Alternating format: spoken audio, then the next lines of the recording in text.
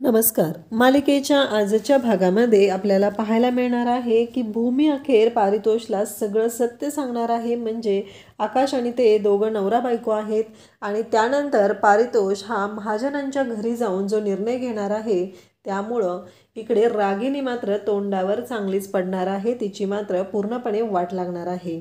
आता हे सगळं कशा पद्धतीनं घडणार आहे हे आपल्याला आजच्या या व्हिडिओमध्ये पाहायला मिळणार आहे. त्यासाठी हा व्हिडिओ शेवटपर्यंत पहा. तर इकडे पारितोष भयानक चिडलेला असतो. त्याने ऑफिसमध्ये फोन करून सांगितलेलं असतं, पेपर्स रेडी करायला सांगितलेले असतात. एवढ्यावरच तो थांबत नाही, तर फोन करून ते पेपर्स रेडी करायला सांगतो. त्याचबरोबर आकाशच्या नावाची पार्टी आहे ती कॅन्सल करायची असते. या सगळ्या गोष्टी त्याच्या ठरलेल्या असतात आणि पारितोष सांगतो की यापुढं महाजन गारमेंटशी आपला कोणताही संबंध नसेल, त्यांच्याशी आपलं कोणतंही डील असणार नाही. हे पारितोषने जेव्हा सांगितलेलं असतं तेव्हा भूमीलाही खूप मोठा धक्का बसलेला असतो. भूमी विचार करत असते. भूमी म्हणत असते, काही झालं तरी आज या दोघांची जी मैत्री संपत आहे त्याला कुठेतरी मी जबाबदार आहे असं भूमीला वाटत असतं. आणि भूमी पारितोषशी बोलण्याचा प्रयत्न करत असते तेव्हा पारितोष म्हणत असतो की नाही नाही भूमी, आकाशबद्दल जर बोलायचं असेल तर मला माझ्या या विषयावरती बोलायचं नाही. कसं आहे, माझ्या ऑफिसमधल्या स्टाफने कोणी असा निर्णय घेतला असता, कोणी बोललं असतं तर मी काहीच केलं असतं. परंतु आकाश माझ्याबद्दल असं बोललेलं आहे, त्याच्या मनात अशा शंका कशा येऊ शकतात हा प्रश्न मला पडलेला आहे. आकाश माझ्याशी अशा पद्धतीने कसं काय बोलू शकला?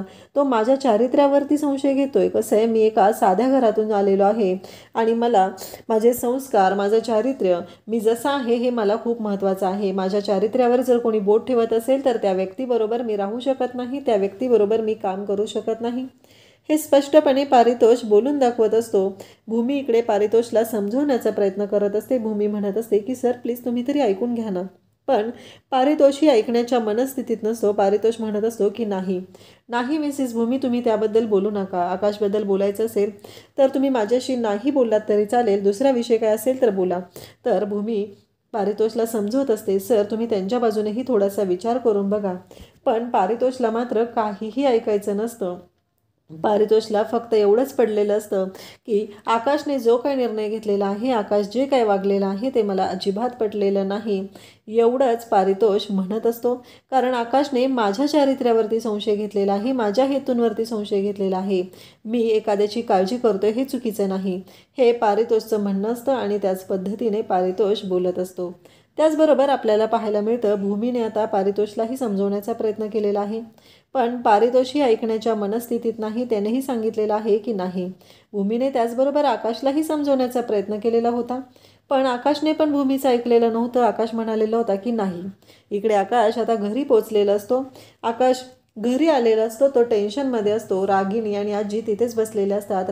रागिनी काही आज ऑफिसला गेलेली नसते. रागिनी घरीच असते आणि आकाश आल्या आल्या त्याला प्रश्नांचा भडीमार करू लागते. त्याला विचारू लागते की आकाश काय झाले. आकाश मात्र काहीही बोलत नसतो.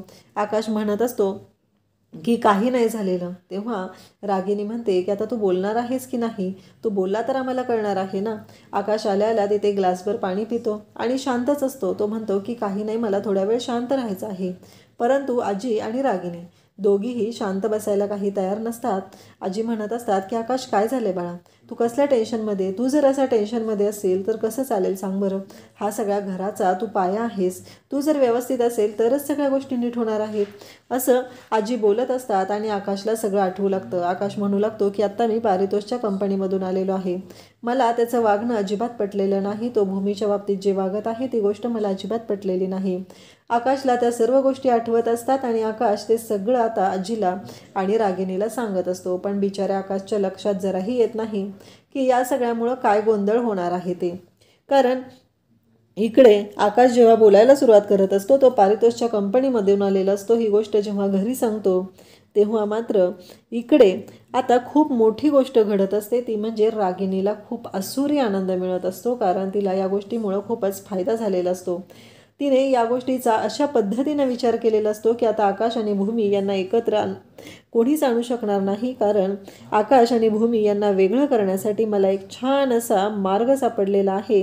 आता ऑफिसच्या निमित्ताने ते दोघंजण जेव्हा एकमेकांच्या जवळ जात होते तेव्हा मला खूप अवघड जात होतं त्यांना एकमेकांपासून दूर करणं, पण आता हे माझ्यासाठी खूपच सोपं झालेलं आहे, असा विचार रागिनीच्या डोक्यात आलेला असतो आणि रागिनी त्याच पद्धतीनं बोलत असते. त्याचबरोबर इकडे आजी समजवत असतात की आकाश नक्की काय झालंय, नीट सांगशील का? तेव्हा आकाश सांगायला सुरुवात करतो, भूमीमुळेच झालेलं आहे हे सगळं. तेव्हा आजी म्हणते की आता भूमीने काय केलेलं आहे? तेव्हा आकाश म्हणू लागतो की वेळच्या वेळी गोळ्या घेत नाहीये, आज तिला सारखी सारखी चक्कर येत होती. जेव्हा आकाश असं सांगत असतो तेव्हा आजी म्हणत असते, म्हणजे काय झालंय नक्की तिला? तेव्हा आकाश म्हणत असतो की तिला कितीही समजवलं तरी ती ऐकत नाही, वेळच्या वेळी औषधं घेत नाही आणि आज नेमकं ऑफिसमध्ये तिला चक्कर आली आणि त्याचवेळी पारितोष तिथे गेला. पारितोषने तिला त्या गोळ्या दिल्या. रागिनी म्हणते, काय तू तिथं असताना पारितोष तिच्याबरोबर? नक्की काय आहे? म्हणजे इथे भूमीने तरी अडवायला पाहिजे ना त्याला. तेव्हा आकाश म्हणत असतो की तर भूमीची काही चूक नाही आहे आणि तिच्यामुळं जरी झालं मी म्हटलं असलं तरी तिची काही चूक नाही आहे, या सगळ्याला ती जबाबदार नाही आहे. आई तुझ्या लक्षात येत नाही आहे मी काय म्हणतोय ते, असं आकाश बोलत असतो. आणि त्याचबरोबर आकाश सांगत असतो, मग पारितोषने स्वतः भूमीला पाणी दिलं, तिला गोळ्या दिलेल्या आहेत हे आकाश सांगत असतो. आजी आणि रागिनी ऐकत असतात. आजींचं असं म्हणणं असतं की आकाश तू चुकीच्या पद्धतीनं विचार करतोय, तू एवढं पॅनिक व्हायची गरज नव्हती, कारण पारितोषवर तुझा जरी विश्वास नसला तरी तुझा विश्वास भूमीवर असला पाहिजे. भूमीच्या प्रेमावरती मी संशय घेऊ शकत नाही, कारण भूमी तुझ्यावरती किती प्रेम करते याबद्दल काही शंका नाही. आकाश म्हणतो की हो, मला पण भूमीबद्दल अजिबात शंका नाही, पण मला पारितोषवरती संशय येत आहे, कारण त्याने असं वागायला नको होतं, कारण त्याने एवढं तिच्याजवळ जायला नको आहे असं मला वाटत आहे. तेव्हा आजी म्हणते की अरे पण तू एकदा भूमीशी बोललास का? तिच्याशी या विषयावर बोललास का? तिला सांगितलंस का? असं आजी आकाशला समजवत असते. परंतु रागिनी म्हणते तिच्याशी काय बोलायचं आहे, भूमीला पण कळायला पाहिजे ना. आकाश तिथं आहे, आपलं लग्न झालेलं आहे, आपण परपुरुषाबरोबर कसं वागलं पाहिजे. इथे मला असं वाटतंय की भूमीचं पण चुकलेलं आहे आणि त्याचबरोबर आकाशने जो निर्णय घेतलेला आहे तो योग्य आहे असं मला वाटत आहे, असं रागिनी स्पष्टपणे सांगत असते. परंतु इकडे रागिनीचं असं म्हणणं असतं की काही झालं तरी आकाशने जो निर्णय घेतलेला आहे त्याबद्दल मला काही शंका नाही, आकाश जे बोललेलं आहे ते अगदी बरोबर आहे असं रागिनी म्हणत आहे. आणि आकाशला म्हणते की काही गरज नाही आहे, कॉम्प्रोमाइज करून अशा गोष्टी आपल्याला मिळवायची काही गरज नाही, आपल्याला ते कॉन्ट्रॅक्ट नाही मिळालं तरी चालेल असं रागिनी स्पष्टपणे सांगत असते. आणि रागिनीला आनंद झालेला असतो. रागिनी म्हणत असते की आकाशने आता निर्णय घेतलेला आहे की त्या कंपनीबरोबर कॉन्ट्रॅक्ट करायचं नाही, म्हणजे यामुळं माझाच फायदा होणार आहे असं रागिनीच्या डोक्यात आलेलं असतं आणि रागिनी बोलत असते. त्याचवेळी आकाश म्हणत असतो की मी त्याला सांगितलं की ठीक आहे, मला पण नाही तुझ्याबरोबर काम करायचं, मग मी पण त्याच्या कंपनीतून रागाने निघून आलेलो आहे. त्याने मला सांगितलेलं आहे घरी पोचण्याआधी कॉन्ट्रॅक्ट पेपर टर्मिनेशनचे पेपर्स घरी पोचलेले असतील एवढं लक्षात ठेव. आणि आकाशला रागिनी म्हणत असते की ठीक आहे, त्यांनी जर पेपर पाठवलेले आहेत पण आपण ही माघार घ्यायची काही गरज नाही. त्याला म्हणावं ठीक आहे, तुझ्या पद्धतीने तू जर वागणार असशील तर आम्हालाही आमच्या पद्धतीने वागता येतं, आपण काहीही कॉम्प्रोमाइज करायची गरज नाही असं रागिनी वारंवार आकाशला सांगत असते. इकडे आजी म्हणत असतात की आकाश एवढा तडकाफडकी निर्णय घ्यायला तू नको होता, कारण एकदा भूमीशी तू बोलायला हवा आहे असं आजींचं म्हणणं आहे आणि आजी आकाशला समजवत आहेत. परंतु आकाश म्हणत असतो पण आजी मला कळत नाही आहे की पारितोष एवढा भूमीच्या बाबतीत का पॉझिटिव्ह आहे, तो तिच्या बाबतीत एवढा रिॲक्ट का होतोय, मला कळत नाही आजी, पारितोषने असं नाही केलं पाहिजे असं आकाशचं म्हणणं असतं. परंतु इकडे आजी मात्र म्हणत असतात की आकाश एकदा तू शांतपणे विचार करायला पाहिजे होता, एवढा तडकाफडकी निर्णय तू घ्यायला नको होता असं आजी स्पष्टपणे आकाशला सांगत आहेत. तेव्हा रागिनी म्हणत असते बरोबर आहे, भूमी पण काही बोलली नसणारच आहे. तेव्हा आकाश म्हणत असतो की भूमीने खूप समजवण्याचा प्रयत्न केला, भूमीने मलाही समजवलं, पारितोषलाही समजवलं, पण मीही भूमीचं ऐकून घेतलेलं नाही आणि पारितोषलाही ती सांगत होती पण त्यानेही काही ऐकलेलं नाही. या सगळ्यामध्ये आता जो त्रास होत आहे तो भूमीला होत आहे. तेव्हा रागिनी म्हणते ठीक आहे, काही गरज नाही आपल्याला त्या कंपनीची आणि त्या कॉन्ट्रॅक्टची, त्यामुळं आपलं काही नुकसान होत नाही आहे, काही फरक पडत नाही आहे असं रागिनी सांगत असते, कारण ते कॉन्ट्रॅक्ट जरी आपल्याला मिळालं नाही तरी काही फरक पडत नाही. महाजन गारमेंटचं नाव खूप मोठं आहे, असे आणखी कितीतरी कॉन्ट्रॅक्ट मिळतील, पण आकाश मी तुला सांगत आहे की तसल्या कंपनीबरोबर आपल्याला काम करायचं नाही. हे ऐकल्यानंतर आकाश मात्र विचार करत असतो आणि इकडे भूमी आकाशच्याच केबिनमध्ये बसलेली असते. तिथे शिपाई येतो आणि आकाशच्या नावाची जी पाटी आहे ती पाटी तिथून उचलून घेऊन जातो, कारण आकाश जरी त्या कंपनीत काम करत असला तरीही आकाश जे काही करत असतो तो मनापासून करत असतो. म्हणून तर पारितोषने आकाशला त्याच्याच बरोबरीची केबिन ऑफर केलेली असते आणि पारितोष आकाशची काळजी घेत असतो, आकाशला सांगत असतो, आकाशची त्याचबरोबर भूमीचीही काळजी घेत असतो. पण इकडे रागिनी मात्र आगीत तेल ओतायचं काही थांबत नाही. आगीत तेल ओतायचं काम रागिनी करतच असते आणि तिचं असं म्हणणं असतं की काही झालं तरी आकाश, आता मात्र तू ऐकून घ्यायचं नाही, कारण काहीही झालं तरी आपण माघार घ्यायची नाही. ही त्याचा त्या पारितोषचं चुकलेलं आहे आणि त्याचबरोबर पारितोषने जे काही केलेलं आहे ते पूर्णपणे चुकीचं आहे. पारितोषने तुझ्या बाबतीत असं करायला नको होतं, असं रागिनी सांगत असते. त्याचवेळी इकडे आकाश म्हणत असतो, पण आई, मला वाटतंय की मी पण घाई करत आहे ना, असं रागिनी बोलत असते. आणि त्याचवेळी आपल्याला पाहायला मिळतं की इकडे पारितोषने जो निर्णय घेतलेला आहे तो योग्यच आहे असं रागिनीच्या मनात आलेलं असतं. कारण आता मी यामध्ये फक्त तेल ओतायचं काम करणार आहे एवढीच रागिनीची इच्छा असते आणि रागिनीने असंच ठरवलेलं असतं. त्याचबरोबर आपल्याला पाहायला मिळतं की पारितोष हा काय निर्णय घेणार असेल. इकडे भूमीला शंका पडलेली असते. भूमी आता पारितोषला शोधण्यासाठी बाहेर पडते. इकडे आजी म्हणत असतात की आकाश, एवढा तडकाफडकी निर्णय तू घेऊ नको, तुझं चुकत आहे, तू एकदा विचार कर, एकदा भूमीशी या बाबतीत बोलून घे. रागिनी म्हणत असते की तिच्याशी काय बोलायचं आहे. तेव्हा आकाश म्हणत असतो की भूमी आली होती मला समजवायला, तिने गाडीपर्यंत येऊन मला समजवलेलं आहे, असं आकाश रागिनीला सांगत असतो. त्याचबरोबर आकाशचं असं म्हणणं असतं की आत्ता पारितोषने जो निर्णय घेतलेला आहे त्याचं पुढं काय करायचं हा विचार आकाशच्या डोक्यात असतो. कारण काही झालं तरी आकाश माझा मित्र आहे. इकडे भूमी त्या शिपायांना विचारत असते की नक्की काय झालेलं आहे, पारितोष सर कुठं आहेत. पारितोषला भेटायला तिनं आता जात असते, कारण हे सगळं संपत असतं. ती फोन करते तेव्हा पारितोष मात्र आता तिथे नसतो आणि हे सगळं जेव्हा घडत असतं तेव्हा भूमीला प्रश्न पडलेला असतो की काहीही झालं तरीही आत्ता काही करून मला पारितोष सरांची आणि आकाशची मैत्री वाचवणं महत्त्वाचं आहे, हा विचार पारितोषच्या डोक्यात असतो. त्याच इकडे भूमीच्या डोक्यात असतो. भूमी पारितोषला कॉल करते, तेवढ्यात पारितोषचा फोन काही लागत नाही आणि त्याच वेळी आपल्याला पाहायला मिळतं की भूमी आता इकडे मानसीचा फोन आलेला असतो आणि मानसी म्हणत असते की ऑफिसमध्ये जे काय झालेलं आहे ते मला आजींनी सांगितलेलं आहे ताई. तेव्हा भूमी म्हणते की हो, आता मला कळत नाही आहे की काय करायचं आहे, दोघांचंही चुकलेलं नाही, त्यांना माहीतच नाही आहे. तर तेव्हा इकडे मानसी सांगत असते की भूमिताई, पण इकडे आई मात्र आगीत तेल ओतायचं काम करत आहेत, काही करून हे सगळं थांबलं पाहिजे, एवढं लक्षात ठेव, असं ती भूमीला सांगत आहे. भूमी म्हणते की बघते मी काहीतरी.